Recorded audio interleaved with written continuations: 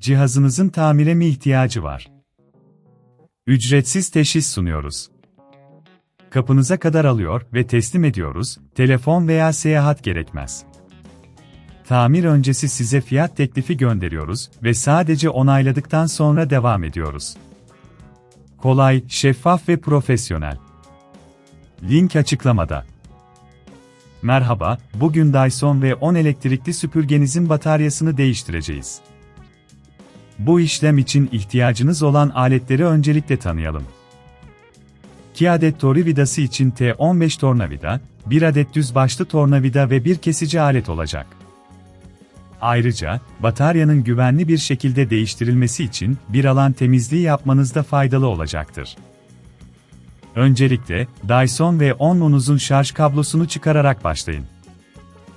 Cihazınızı ters çevirin ve alt kapak üzerindeki vidaları görün.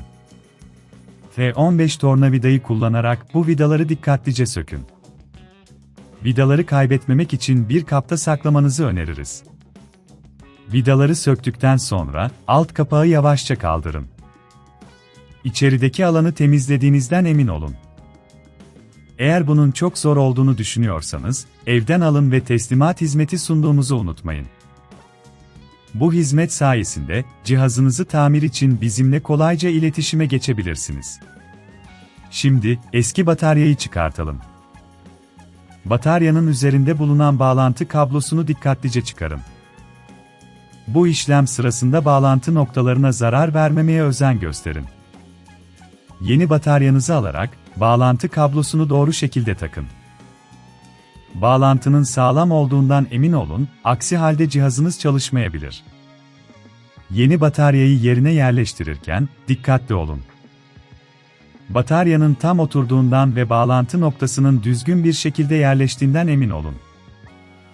Ardından, alt kapağı tekrar kapatın ve daha önce söktüğünüz vidaları T15 tornavida ile sıkıca vidalayın. Bataryayı değiştirdikten sonra, Dyson V10'unuzu düz bir zemine koyun ve şarj kablosunu tekrar takın. Cihazınızın çalışıp çalışmadığını kontrol edin. Eğer herhangi bir sorun ile karşılaşırsanız, tamir öncesi fiyat teklifi alabileceğinizi unutmayın.